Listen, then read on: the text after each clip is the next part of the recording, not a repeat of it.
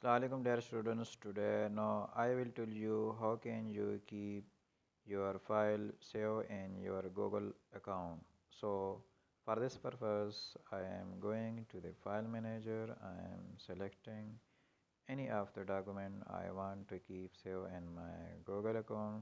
For example, I am going to the English 3.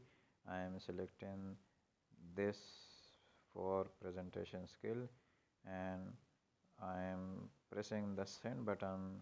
After that, here you can see the drive app. You will press on the drive app. After that, you can here change the name if you want, and there it is the location for the file. You can select here. I am selecting here English 3.